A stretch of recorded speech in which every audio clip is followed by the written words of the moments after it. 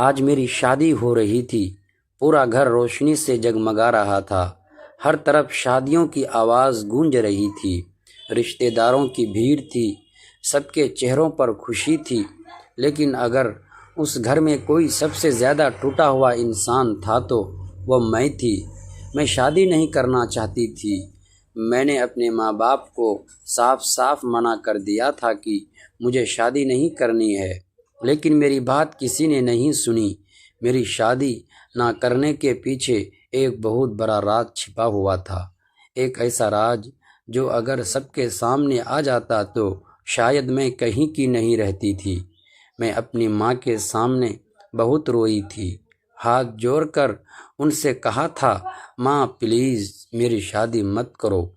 लेकिन माँ की आंखों में भी आंसू थे।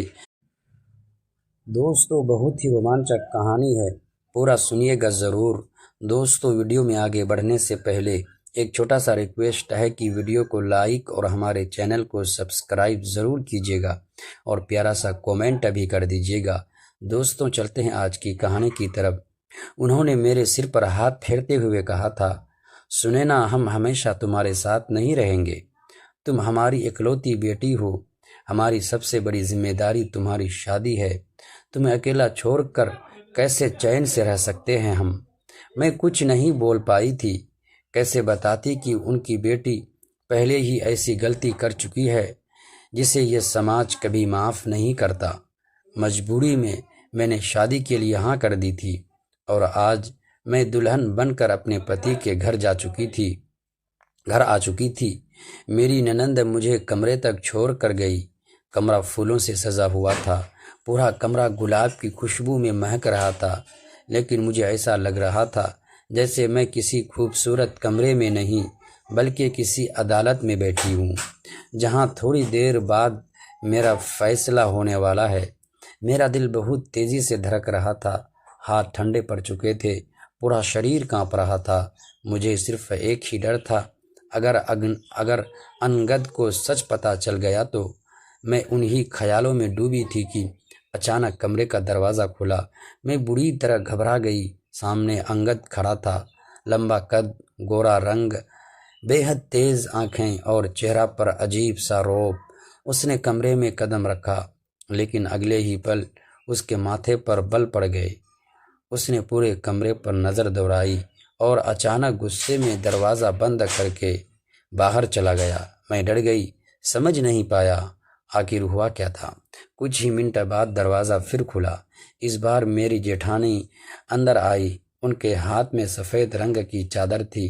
वो जल्दी जल्दी बेड की चादर बदलने लगी। मैं हैरानी से उन्हें देख रही थी। उन्होंने परेशान होकर कहा, अरे शादी के चक्कर में मैं भूल ही गई थी। अनगद ने तो पूरे घर में हंगामा कर दिया। मैं डरते हुए बोली, लेकिन क्या हुआ भाभी? उन्होंने सफ़ेद चादर बिछाते हुए कहा, अनगद चाहता है कि शादी की पहली रात बेड पर सफ़ेद चादर हो ताकि उसे पता चल सके लड़की कुंवारी है या नहीं। उनकी बात सुनते ही मेरे पैरों तले ज़मीन खिसक गई। ऐसा लगा जैसे किसी ने मेरा गला दबा दिया हो। मेरे माथे पर पसीना आ गया। दिल इतनी तेज़ी से धड़कने लगा। लेकिन अगर उस घर में कोई सबसे ज़्यादा टूटा हुआ इंसान था तो वो मैं थी। मैं शादी नहीं करना चाहती थी। दुल्हन के जोड़े में सजी हुई मैं आईने के सामने बैठी थी। चेहरे पर मेकअप था, हाथों में मेहंदी थी, लेकिन दिल में एक अजीब सा खालीपन था।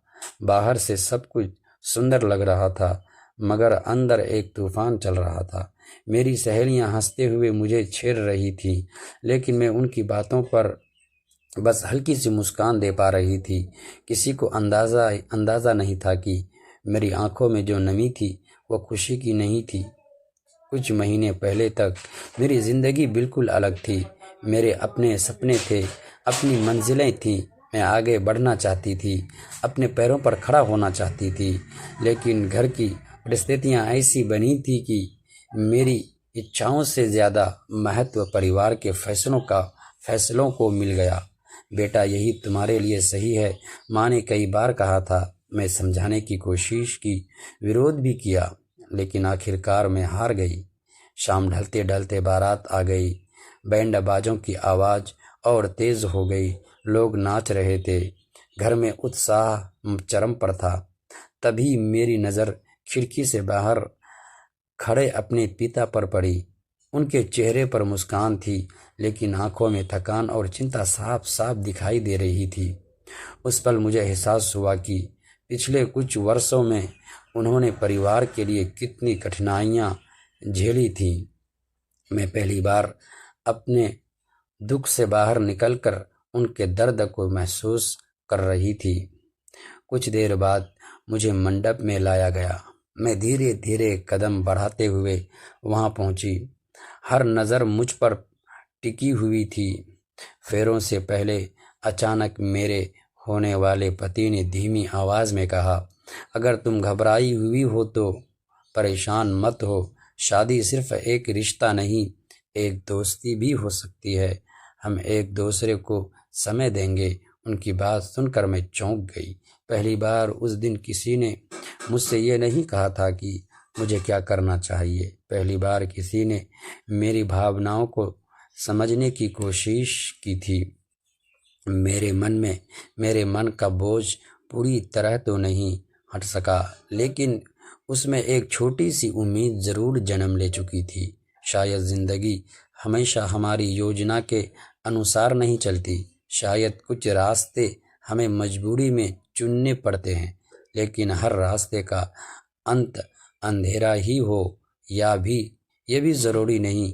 मंडप में जलती हुई अंगिनन की लो को खेत देखते हुए मैंने महसूस किया कि मेरी एक कहानी ख़त्म हो रही थी और दूसरी शुरू होने वाली थी। एक ऐसी कहानी जिसका अगला अध्याय अभी लिखा जाना बाकी है। दोस्तों, अगली पार्ट देखने के लिए प्लीज़ हमारे चैनल को सब्सक्राइब ज़रूर कीजिएगा।